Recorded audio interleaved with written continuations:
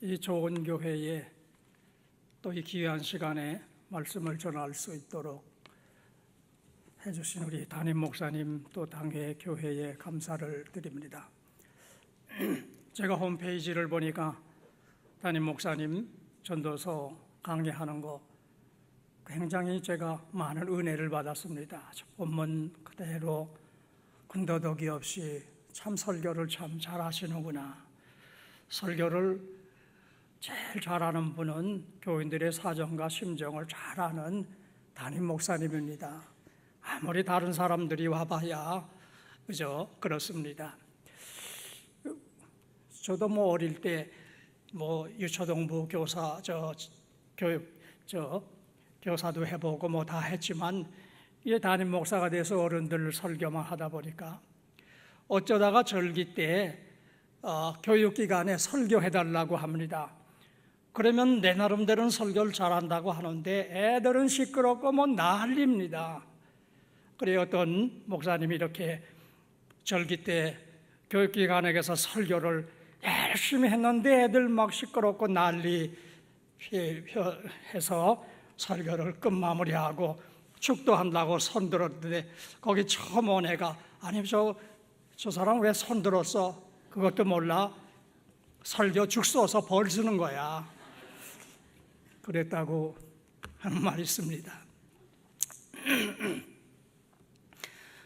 교인들이 어떤 설교를 듣기 원합니까? 별로 듣고 싶은 설교 없어요. 그냥 짧게나 해주세요. 요즘 교인들이 그런다고 합니다. 사람은 하나님이 주신 시간 길이만큼 살고 정해진 분량만큼 일하다가 죽는 존재입니다. 태어나서 죽는 날까지가 일생인데 큰 변화가 없이 평범한 일상생활 연속이라 그저 권태로울 때도 있지만 때로는 신분과 환경이 확 바뀌는 급격한 변화의 시기도 있습니다. 요셉은 110세를 살았는데 17세부터 30세까지 이 청소년기가 13년이 신분과 환경이 급격하게 변하는 시기였습니다. 아버지의 사랑받던 아들에서 인신매매 당해 급의 노예가 되고 그 노예에서 억울한 누명 쓰고 죄수로 감옥살이하고 그리고 파격적으로 총리가 돼서 왕궁으로 갑니다.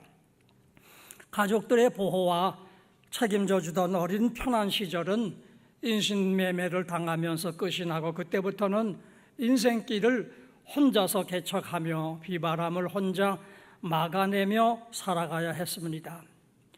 미래의 꿈이 컸던 요셉은 꿈의 성취와는 점점 거리가 멀어지는 현실에 속상하고 억울함 그리고 나아질 희망이 없는 미래 때문에 암담한 13년을 보냈습니다.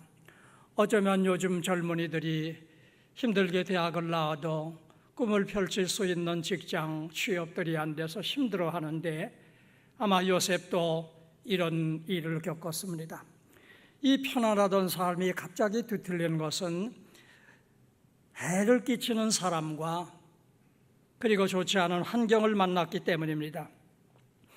동생에게 양심을 풀었던 형들 그리고 성욕망에 이 양심이 둔해진 보디말의 처 등 이들이 젊은 요셉의 인생길에 해가 되는 사람이었고 이들이 만든 좋지 않은 환경으로 요셉을 몰아넣었기 때문입니다.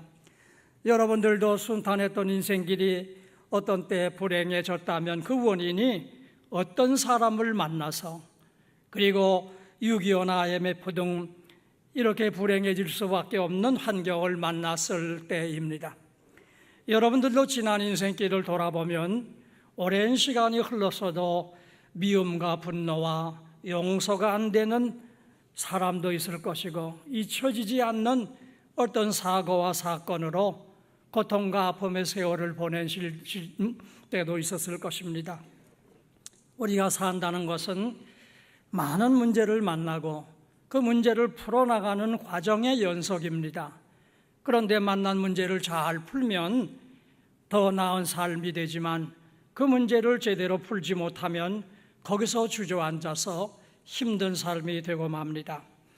인생길에서 헤치는 사람, 힘든 환경의 문제를 잘 요셉은 극복하고 총리가 되었습니다. 그리고 신분과 환경이 안정이 되었을 때 양식을 사러 애굽에 와서 애굽에 온 형들이 총리된 요셉을 알아보고 두려워합니다. 그럴 때 요셉은 지나간 13년 지옥 같은 날들이 아마 회상이 됐을 것입니다. 꿈 많던 소년의 인생길에 불쑥 나타나서 이 해를 끼쳤던 그들의 얼굴을 보는 순간 미움과 분노가 치밀어 올라야 마땅한데 오히려 요셉은 이렇게 말합니다. 창세기 45장 4절에 나는 당신들의 아우 요셉이니 당신들이 애굽의 판자라. 나를 이리로 보낸 이는 당신들이 아니요 하나님이시라. 그를 팔아서 노예가 되고 죄수로 만든 형과 사람들 배후에 하나님이 있었고, 그리고 험난했던 지난 13년 세월은 하나님의 인도였다고 말합니다. 앙심을 품고 또는 성욕망에 또는 약속을 망각했던 이런 인간적인 약점을 가진 사람들을 요셉의 인생길이 어떤 때에 등장을 시켜서 애굽으로 보냈고, 그리고 감옥으로 또는 왕궁으로 인도하고 요셉을 노예로 죄수로 총리로 신분을 바꿔준 분이 하나님이라고 말합니다. 눈앞에 33년 동안 해를 끼친 사람들 얼굴이 보이지만 그 얼굴 너머에 그들을 사용하신 연출자 같은 하나님이 계셨음을 요셉은 보았던 것입니다. 선한 하나님은 미래에 큰 꿈 품은 착한 소년을 왜 순탄하고 좋은 환경으로 인도하시지 않고 노예로 죄수 신분으로 감옥으로 이렇게 인도하신 이유가 무엇일까요? 창세기 45장 7절은 하나님이 큰 구원으로 당신들의 생명을 보존하고 당신들의 후손을 세상에 두려고 나를 당신들보다 먼저 보냈다고 말합니다. 많은 생명을 구원하려는 목적으로 하나님이 요셉을 이렇게 애굽으로 노예로 죄수로 보냈다는 것입니다. 사람들은 자기의 필요와 욕망, 소원을 이루려는 이런 개인적인 목적으로 살지만 하나님은 요셉만은 많은 생명을 구원하는 사명의 삶을 살라고 이 험한 인생길로 인도했다는 겁니다. 여러분들에게도 귀한 자녀들이 있을 텐데 그 어린 자녀들은 엄마 집을 떠나기를 싫어하는데 굳이 유치원 보내고 가기 싫다는 학교를 보내는 이유는 그래야만 더 큰 인물로 만들 수 있기 때문인 것입니다. 장차 총리로 세워서 닥칠 가뭄에 많은 생명을 살리려고 하나님은 사람들을 사용을 했고 이리로 인도한 것입니다.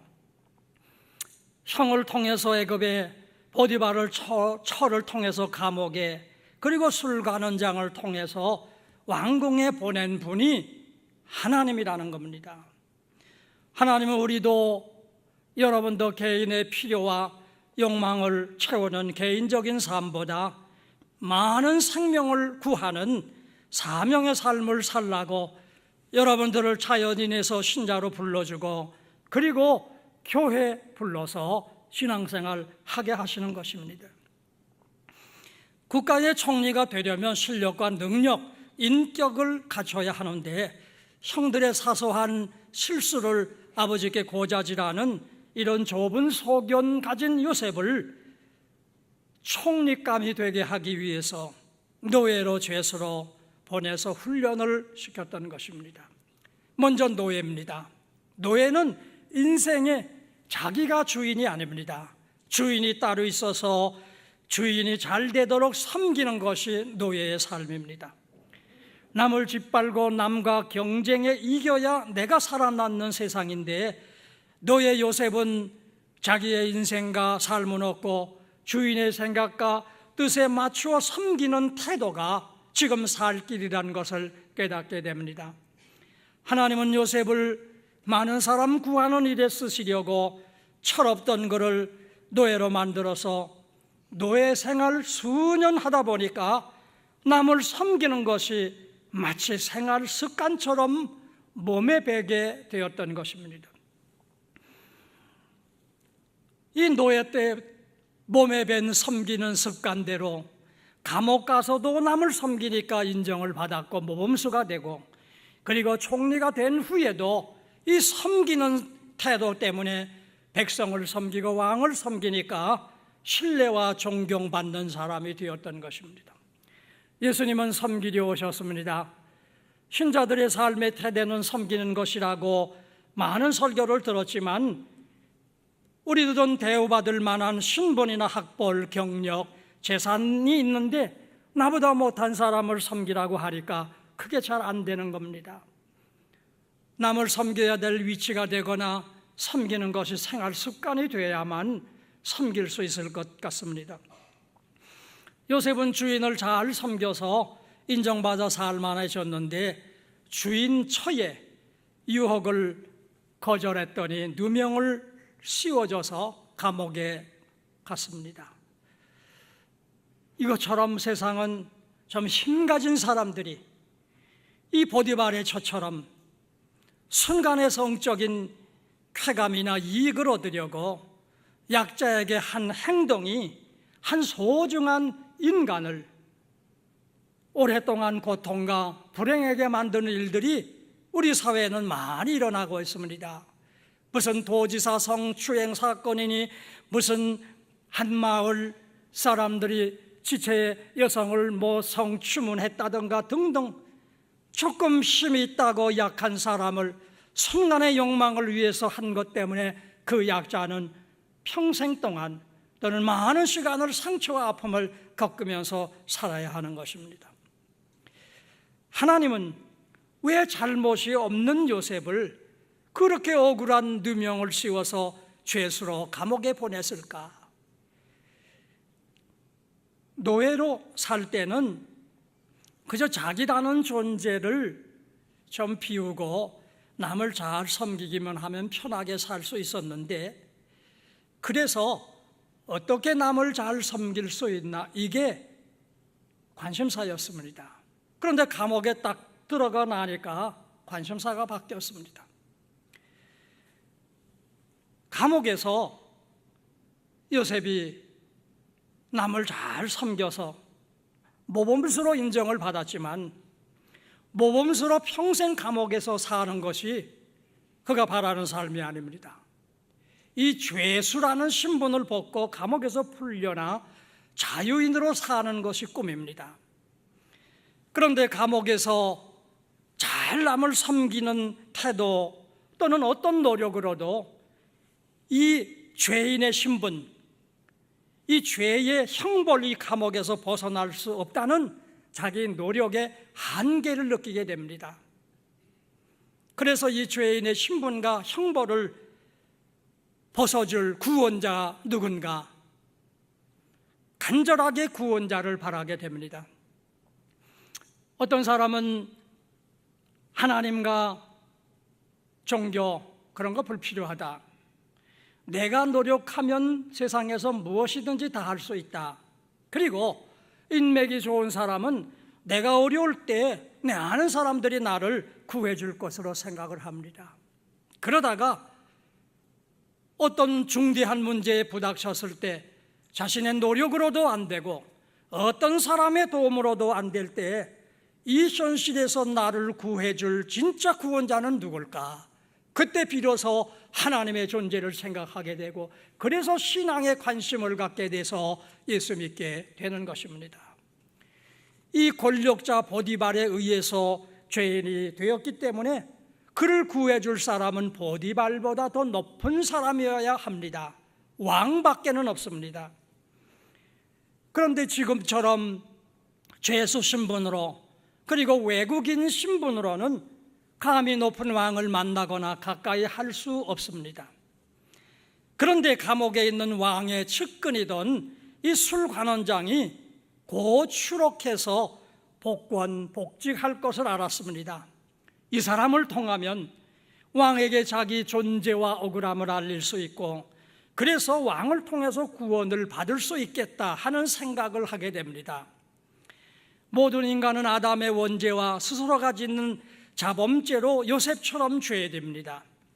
이 죄로 지역 형벌을 면할 수 없는 존재인데, 인간의 어떤 노력으로도 이 죄인의 신분과 형벌을 벗을 수는 없습니다. 이 죄인을 구해줄 분은 하나님뿐인데, 우리 예수님뿐인데, 자력으로 하나님을 만나거나 하나님께 가까이 갈 수 없고 하나님이 불러줘야만 합니다. 바로 왕이 요셉을 불러줘야 하듯이 하나님이 우리를 불러줘야만 하는데, 하나님께로 우리를 인도해 줄 술관원장 같은 사람이 필요한 존재가 인간입니다. 우리는 먼저 믿어서 하나님을 잘 아는 신자들이 죄로 멸망이 불가피한 불신자를 하나님께 인도하여서 하나님을 만나게 하는, 신자는 술관원장 같은 역할을 해야 하는 존재입니다. 요셉은 자기를 구해줄 유일한 구원자 왕에게 자기를 알려서 구원해 달라고 이렇게 부탁을 합니다. 창세기 40장 14절에 당신이 잘 되거든 나를 생각하고 내게 은혜를 베풀어서 내 사정을 바로에게 아뢰어 이 집에서 건져 주소서. 나는 옥에같이 일을 행하지 아니했습니다.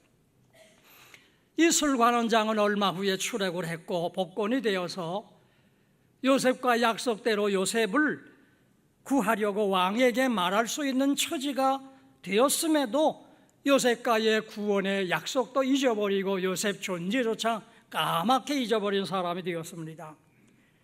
이 관원장도 죄를 지어 감옥에 갔었습니다. 왕을 통해서 사면을 받아서 은혜 입은 사람입니다. 본인도 감옥에 갔었고 죄인의 신분과 형벌이 어떤 것인지 그 고통을 누구보다 잘 아는 사람이기 때문에 누구보다도 이 죄인을 구원하는 일에 가장 앞장서고 관심 가져야 할 사람입니다. 그런데 추록하고 나니까 죄의 형벌로 절박하게 구원을 바라는 이 젊은이 구원하는 일보다는 권력이 주는 재미, 권력을 누리는 맛과 그리고 세상을 즐기는, 자기 인생을 즐기는데 더 관심 갖는 존재가 되고 말았습니다. 이건 우리 모습이기도 합니다. 우리 신자들도 예수 믿어서 죄의 용서와 구원받은 기쁨, 감격을 가지고 있는 사람들입니다.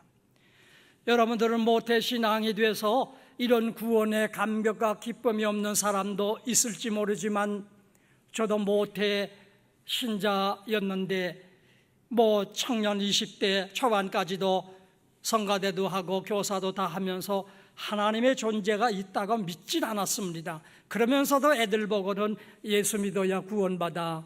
저도 참 한심한 인간이었습니다. 그런데 어느 날 하나님께서 저를 강제로 몰아서 기도시키고 거기서 하나님을 만나게 되고 내가 죄인임을 깨닫고 십자가 통해 구원 얻는 것을 절절하게 느끼게 되면서 많이 울고 많이 감사했습니다. 그래서 진로를 바꿔서 목사 되기로 하고 해서 이 길을 오게 됐는데, 여러분, 이 관리도 이렇게 구원의 기쁨과 감격, 죄인의 고통을 아는 사람이라 구원시키려고 애써야 되는데 그러지 못한 것처럼 우리도 구원의 감격과 기쁨을 어느 정도 다 상실해버리고 이제는 예수 믿어서 축복받은 축복, 그리고 교회의 여러 가지 이제 대우받는 지위나 등등 하다 보니까 이제는 그것을 즐기는 데 관심이 있지 한 사람의 영혼을 불쌍히 여기고 구원하는 데는 별 관심 없는 이런 존재가 되어 있을지도 모르겠습니다.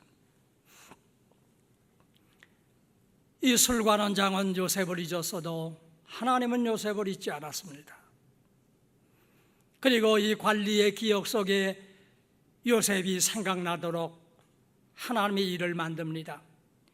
왕이 신기한 꿈을 꾸고 해몽할 사람을 찾는데 아무도 없습니다.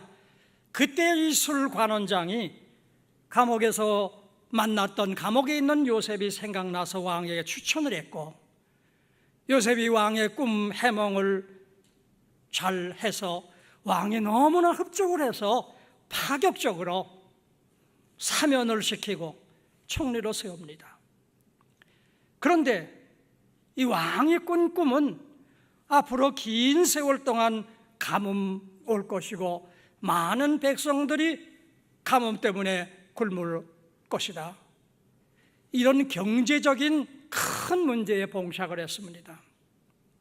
그런데 이 술관원장이 추천한 요셉 때문에 그 요셉이 이 문제를 싹 해결했고, 그래서 총리 요셉 때문에 백성들의 신뢰와 존경을 받는 성공한 정치인이 되었습니다.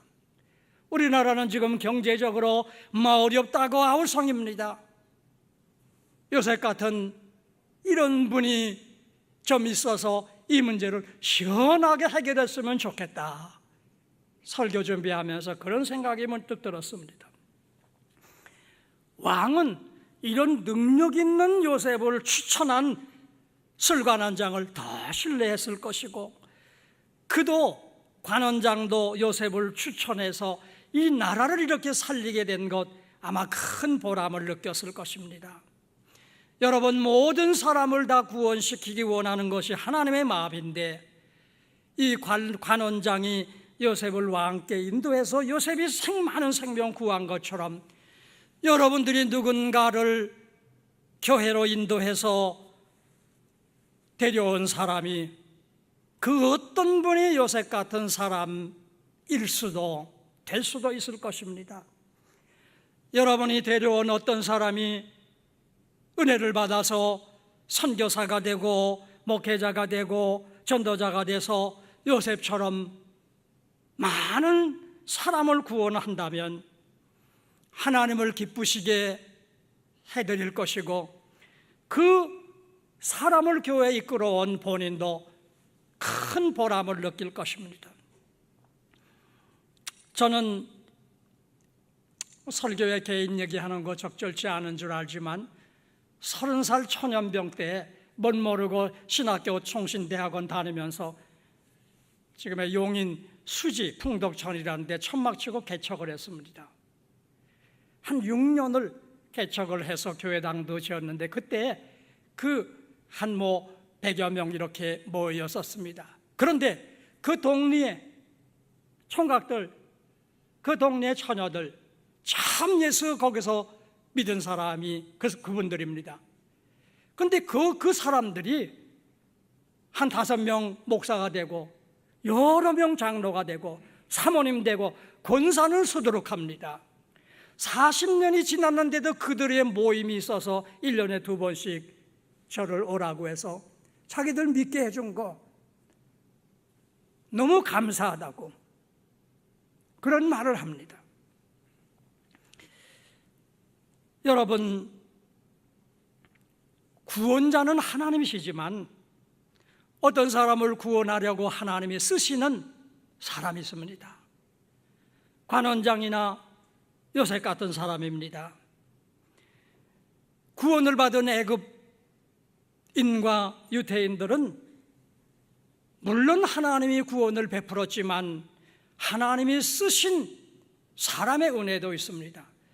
우리는 하나님이 베푼 은혜도 있고 사람이 베푼 은혜도 잊어서는 안 됩니다. 여러분들이 뭔가를 어려운 고비에 하나님이 누군가를 보내서 누구를 통해서 해결됐을 때 다 하나님의 은혜다. 그리고 도와준 사람을 잊으면 섭섭합니다. 하나님이 베푼 은혜도 있고 반드시 사람이 준 은혜도 잊어서는 안 되는 것입니다. 요셉을 감옥에서 술관리에게 자기를 좀 구원해달라 간곡하게 부탁한 말, 조금 전에 한 창세기 40장 11절 당신이 잘 되거든 나를 생각해서 내게 은혜를 베풀어 달라고 말했습니다. 요셉은 이 술관원장이 비록 감옥에 있지만 잘 될 것을 믿었고 바랐습니다. 또 당신이 잘 되거든 나도 좀 잘되게 도와달라고 부탁도 했습니다. 여러분, 모든 사람은 자기가 잘되기를 바랍니다. 여러분도 그러시죠? 안 되기 망하기 바라는 분 계십니까? 다 잘되기 바라시죠. 그런데 남이 잘되면 자기가 안 되는 것으로 생각하거나 자기가 잘되려고 남이 안다게 해를 끼치는 사람도 혹간 있습니다. 어떤 사람은 자기 잘되게 해달라고 도움을 청해서 잘되면 그 도움을 준 사람을 싹 잊어버리거나 지위와 권력을 이용해서 남에게 보복을 하게 되면 남들도 또 잘되게 하려는 노력을 안 하는 사람도 있을지 모릅니다. 이 갈리는 그 감옥에서 얼마나 절박했겠습니까? 그런데 요셉이 꿈 해몽, 당신은 곧 추록한다, 당신 잘 된다, 그 말이 얼마나 기쁘고 막 희망이 솟았겠습니까? 그래서 요셉이 당신 잘 되거든 나 생각해달라는 말에 물론이지, 내가 나가기만 하면 너 당장 내가 건져주고 그리고 너한테 보다 온갖 좋은 말 다 했을 것입니다.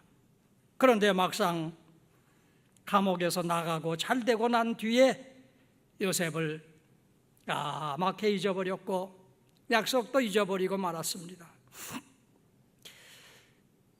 일부 정치인이 그러겠지만 선거 때는 표를 달라고 그저 나 당선시켜주면 국민을 위해서 그리고 이 지역을 위해서 잘하겠다고 온갖 좋은 말 하는데 잘 되고 나면 권력의 혜택을 누리는 데 바쁘고 국민들은 별 관심 없어 하는 일들이 있을 수도 있습니다. 제가 어떤 분의 쓴 글을 보았습니다.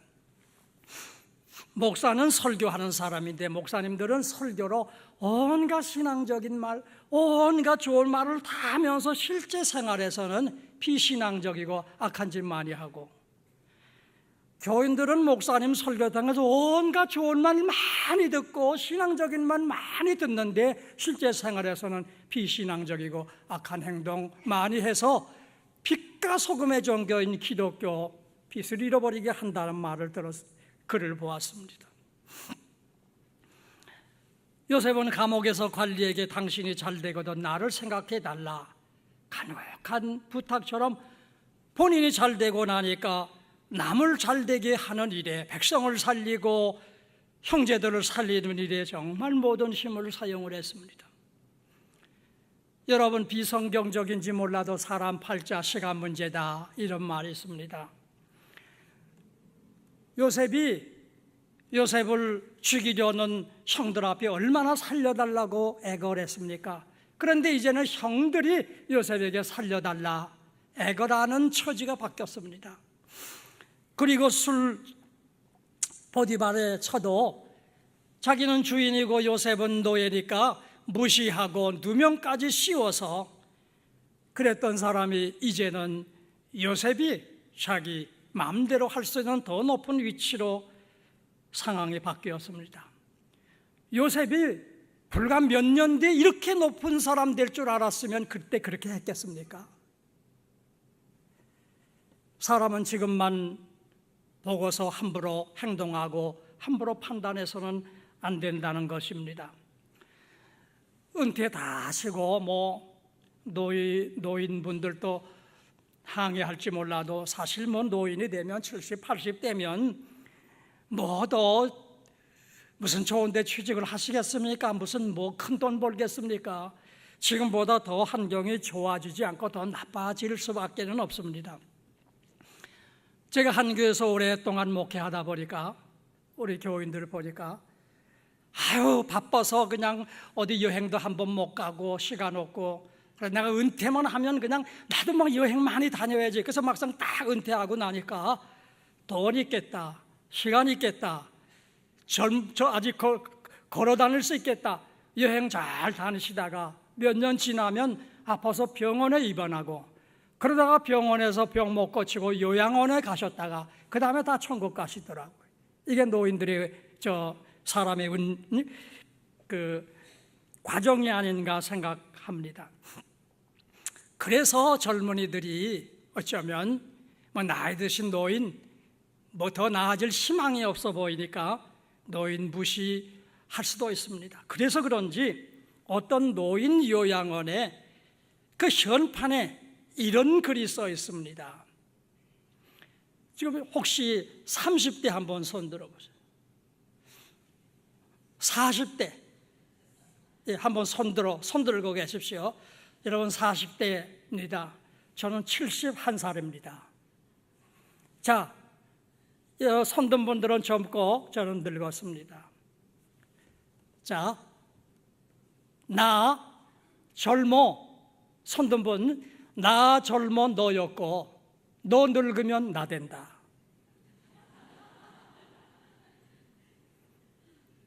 이건 누구도 피할 수 없습니다. 따라합시다. 나 젊어 너였고 너 늙으면 나 된다.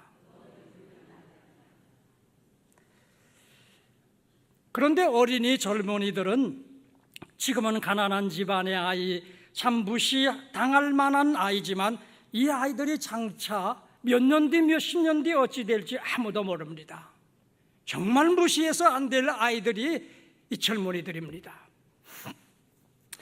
제가 저희 교회를 한 30년 심우하고 원로 목사로 4월에 물러났는데, 그러다 보니까 제가 부임해서 학생 세례 주고 제가 결혼 주례하고 이런 그때 당시 청년들이 지금은 우리 교회 몇 분의 장로님들이 되어 있습니다. 우리 시무 장로님들이 11분이었는데 몇 분 장로님 되고 어떤 사람은 교수 되고 어떤 사람은 회사 사장 되고, 내 눈에는 아이고 저거 커질질이 어린 거였는데 어느 사이에 몇 년 세월이 그 사람들을 교회 중직으로 만들고 사회에 훌륭한 인물들로 만들었습니다. 여러분, 교육기관의 어린 학생들, 청년들 지금 보잘것없다고 무시해서는 안 됩니다. 장차 그분들이 교회의 큰 기둥들이 되고 국가의 훌륭한 인물들이 될 수 있는 사람들일 것입니다. 요셉은 총리가 된 후에 이 고통의 세월을 겪게 한 형들을, 그리고 감옥에 보낸 보디발의 처 등등에게 보복을 하지 않았습니다. 오히려 창세기 50장 20절에 형들을 용서하고 형들과 그 가족들을 잘 되도록 내가 밀어주겠다고 이런 말을 약속을 합니다. 창세기 50장 20절, 당신들은 나를 해하려 했으나 두려워하지 마소서, 내가 당신들과 당신의 자녀들을 기르리이다. 정말 가뭄에 굶주린 백성들을 구했고, 그리고 형들의 자녀 손들을 돌보는데 온 힘을 사용을 했습니다. 여러분, 우리는 내가 잘 되기를 바라지만 남이 잘 되기도 바라며 삽시다. 그리고 내가 잘 되면 반드시 내 도움을 필요로 하는 사람이 누군가 찾아서 남도 잘 되게 하는 일에 힘을 쓰며 살아야 합니다. 한번 따라합시다. 나 잘 되게 해 주십시오. 내가 잘 되면 남을 잘 되게 하겠습니다. 지금 따라 한 말처럼 사시기 바랍니다. 내가 잘 되면 반드시 남도 잘 되게 하는 일에 힘을 쓰면서 살아가기를 바랍니다. 이렇게 성실하고 신앙으로 살아도 이 악한 사람들이 번갈아서 해쳐서 도저히 요셉은 잘 될 수 없는 사람이 잘 된 비결이 무엇일까요? 창세기 50장 20절에 당신들은 나를 해하려 했으나 하나님이 그것을 선으로 바꾸어 오늘과 같이 많은 생명을 구원하게 하시려 했다 하고 말합니다. 사람들이 번갈아서 해를 끼쳤어도 그럼에도 잘된 것은 하나님이 사람이 끼친 해를 선으로 바꾸어 주었기 때문입니다. 왜? 요셉을 통해서 많은 생명을 살리게 하기 위해서였다고 성경은 말합니다. 하나님의 은혜를 아는 요셉은 하나님처럼 자기도 자기에게 해를 끼친 사람 해하지 않고 오히려 선으로 바꿔서 그들을 돕는 일을 하면서 살았습니다. 요셉은 과거 13년 동안 그에게 해를 끼친 사람들, 고통스러웠던 환경들, 이런 당한 화를 도구로 삼지 않고 약으로 삼았습니다. 우리 따라합시다. 우리가 당한 일 도구로 삼지 말고 약으로 삼고 삽시다. 여러분, 누군가 시어머니에게 아주 모진 그냥 시집살이 하면 내가 시어머니 되면 그러지 않아야지, 그런데 시어머니 되면 더한다, 그런 말도 있습니다. 더하는 사람은 그 화를 도구로 사용하는 겁니다. 그런데 나는 그러지 않아야지 하고 며느리에게 잘하는 사람은 그 화를 약으로 삼고 사는 사람들입니다. 여러분들은 여러분들이 겪은 불행, 힘든 거, 힘들게 한 사람을 도구로 삼아서 너 두고 보자, 그렇게 살지 말고 약으로 삼아서 나는 그렇게 안 살아야지, 나는 그런 사람 안 돼야지, 이렇게 약으로 삼고 살아서 더 좋은 인생을 만들어 나가기를 바랍니다. 이제 말씀을 차츰 정리합니다. 요셉은 신약의 예수님을 상징을 합니다.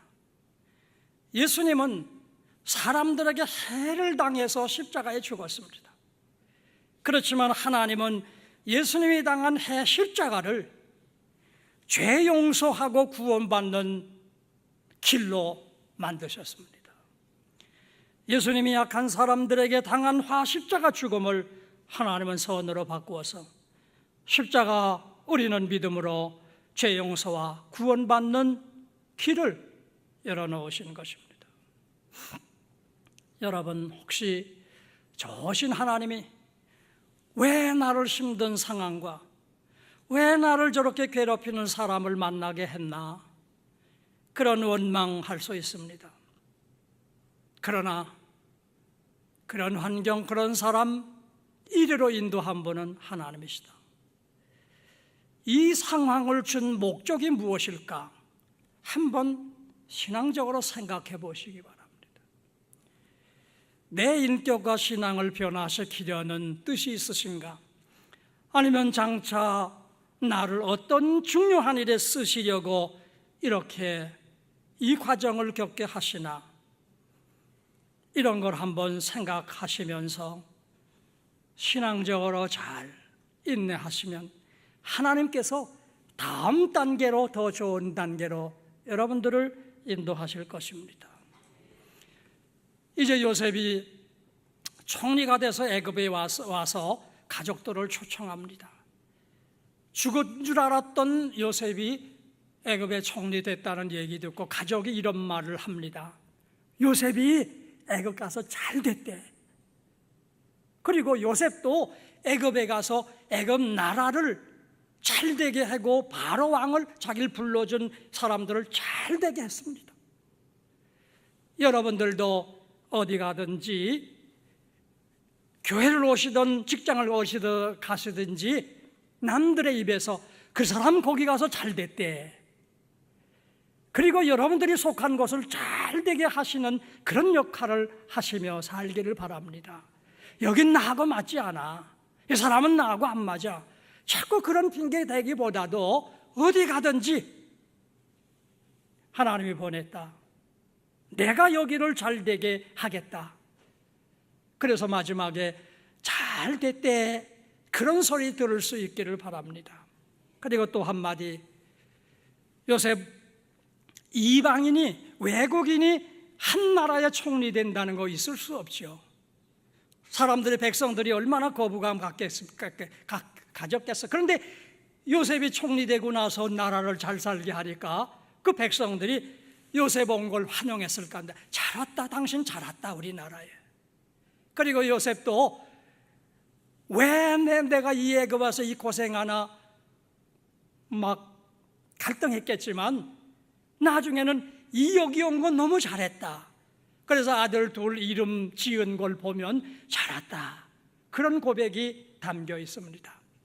여러분들도 인생 살면서 우리도 어디 가든 어떤 사람 만나든 여기 온 것, 이 사람 만난 것 후회하기보다도 잘 왔다, 잘 됐다, 두 마디 말을 하고 들을 수 있는 삶으로 만들어 가시기를 주님의 이름으로 축복을 드립니다.